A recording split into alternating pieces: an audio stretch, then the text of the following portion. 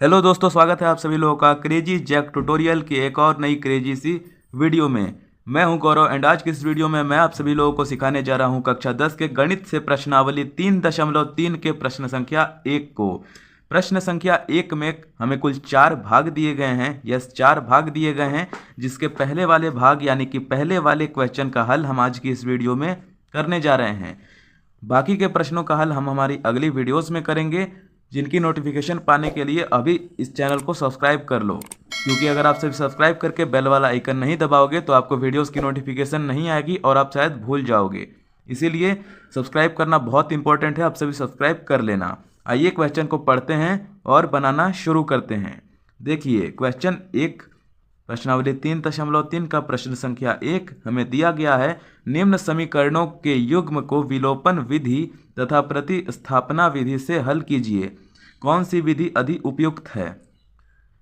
इस क्वेश्चन में हमें कहा जा रहा है कि ये जो हमें समीकरण के युग्म दिए गए हैं, इनको हमें विलोपन विधि तथा प्रतिस्थापना विधि से हल करना है। और कौन सी विधि अधिक उपयुक्त है यानी कि अधिक प्रभावशाली है, अधिक आसान है, इसका पता लगाना है।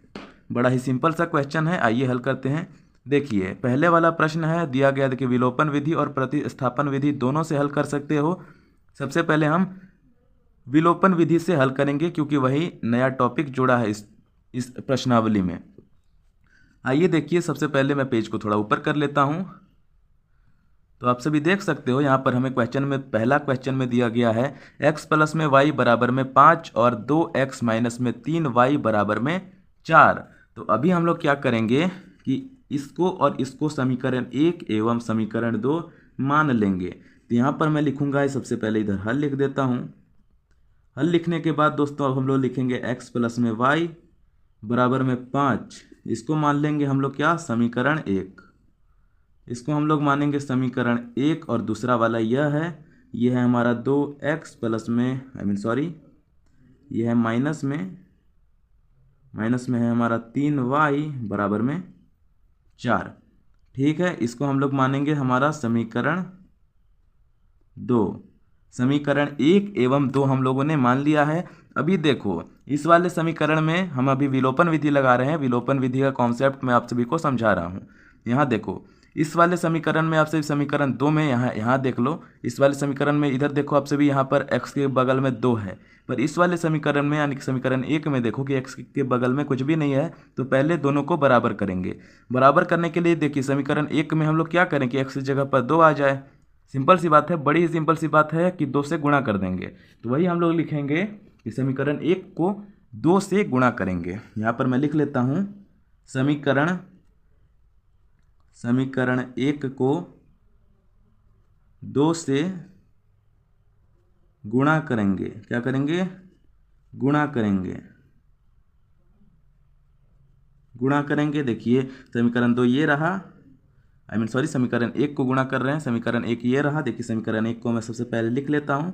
क्या लिखेंगे? x प्लस में y बराबर में 5, यह है हमारा समीकरण 1। अब इसके क्या करेंगे हम लोग कि इसमें हम लोग इसको ऐसे ब्रैकेट के अंदर डाल देते हैं, इधर 2 लिख देते हैं। अभी इसको 2 से गुणा कर सकते हैं।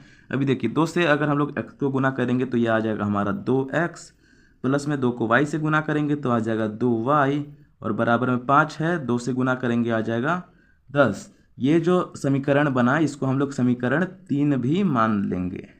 ठीक है, समीकरण 3 मान लिया है। मैं पेज को थोड़ा और ऊपर कर लेता हूं।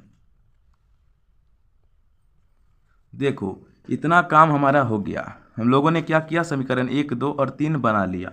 अब यह करने के बाद अब हम लोग क्या करेंगे कि सबसे पहले मैं इस वाले समीकरण को यहाँ पर लिख लेता हूँ। 2x प्लस में 2y बराबर में 10, यह है। अब इसमें हम लोग क्या करेंगे कि ये जो हमारा दूसरा वाला समीकरण है, यहाँ पर आप सभी देखो ये समीकरण 2 है, इसको इसमें से घटा देंगे। यही है विलोपन विधि। विलोपन विधि का सिंपल सा अर्थ है विलुप्त कर देना है। क्या करना है? समीकरणों को विलुप्त कर देना है, यानी कि गायब कर देना है। इसीलिए अब हम लोग समीकरण 2 को यहाँ पर लिख लेते हैं। लिखेंगे, देखिए समीकरण 2 है हमारा 2x माइनस में 3y बराबर में 4। अब देखिए क्या करेंगे, यहाँ पर माइनस का साइन लगा देंगे, यहाँ पर एक रेखा इस प्रकार से खींच देंगे। अब हम लोग नीचे यहाँ पर क्या करेंगे, घटाएंगे। देखिए घटाने में जब भी आप सभी इस तरीके के समीकरणों को घटाते हो तो ये जो साइन से ये चेंज हो जाते हैं, यानी कि यहाँ पर ये हमारा माइनस है तो ये आ जाएगा, यहाँ पर देखिए माइनस रहेगा, इधर ये प्लस है तो मीन्स यहाँ पर माइनस हो जाएगा, ये माइनस है तो प्लस हो जाएगा, बराबर है तो माइनस यहाँ पर हो जाएगा। ठीक है, अभी देखिए यहाँ पर भी 2x है, यहाँ पर भी 2x है, 2x से 2x को काट देंगे। यहाँ पर देखिए प्लस है 2y प्लस में 3y करोगे तो हमारा क्या आ जाएगा 5y। बराबर में देखिए ये माइनस का साइन चेंज हुआ था तो 10 में से 4 को घटाएंगे, आ जाएगा हमारा 6। अभी देखिए ये कुछ इस प्रकार का प्राप्त हुआ। अब हम लोग यहाँ पर लिखेंगे थोड़ा ऊपर करके, देखिए यहाँ पर मैं लिखता हूँ y। अब हम लोग y का मान ज्ञात करेंगे। y बराबर में देखिए 6 को मैं लिख लेता हूँ और ये जो संख्या है ये बटे में आ जाएगी। अभी देखिए अभी हम लोगों ने y का मान ज्ञात किया है, यह अभी अधूरा है क्योंकि समीकरण के दोनों हल यानी कि x और y दोनों ज्ञात करने होते हैं। y ज्ञात कर लिया, y की ही मदद से हम लोग x ज्ञात करेंगे। आइए किस प्रकार करेंगे, आइए दिखाता हूँ। पेज को मैं नीचे कर देता हूँ। देखिए यहाँ पर अब हम लोग क्या करेंगे कि अब y बराबर में ये जो हमारा है 6/5 या फिर कहें तो 6/5, इसको हम लोग समीकरण 1 में रखेंगे। क्या करेंगे, इस y बराबर में 6/5 को समीकरण 1 में रखेंगे। आइए यहाँ पर लिख लेता हूँ, लिखेंगे y बराबर में क्या है 6/5 को समीकरण 1 में रखेंगे।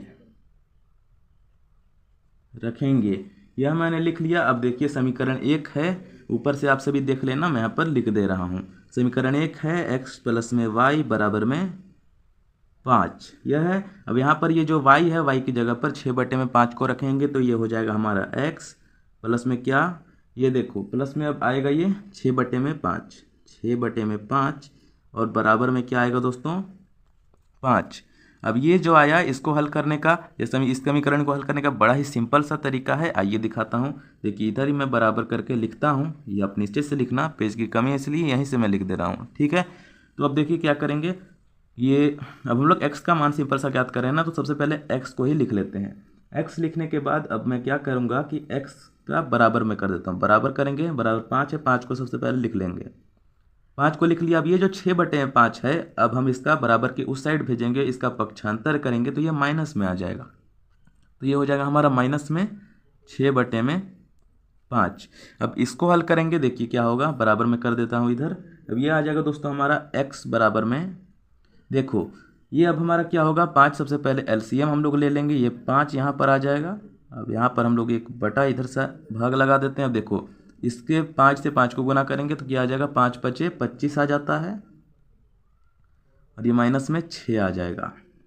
ठीक है, अब इसको हम लोग क्या करेंगे, घटा देंगे। 25 में से 6 गया, कितना बचा दोस्तों 19 बचा। 19/5 हमारा x ज्ञात हो चुका है, y ज्ञात हो चुका है। यहाँ पर मैं लिख देता हूँ। ठीक है, यहीं पर कहीं लिख देता हूँ, ये देखो यहाँ पर मैं लिख दे रहा हूँ। अतः x बराबर में कितना आया था दोस्तों हमारा, ये आया 19/5 और y बराबर में कितना आया था दोस्तों 6/5। यही हो जाएगा इस वाले प्रश्न का उत्तर। आई होप आपको प्रश्न बड़ी ही अच्छी तरीके से समझ में आ गया होगा। अगर समझ में आया तो प्लीज़ एक लाइक जरूर से कर देना।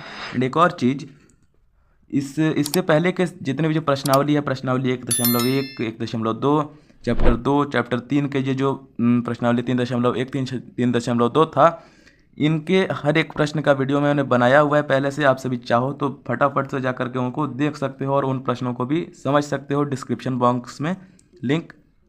बॉक्स में लिंक दी गई है। चलिए दोस्तों, मिलते हैं अगली वाली वीडियो में।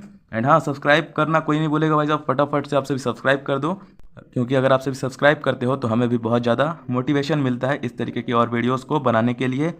तो चलिए दोस्तों, मिलते हैं अगली वाली वीडियो में। तब तक के लिए जय हिंद, वंदे मातरम।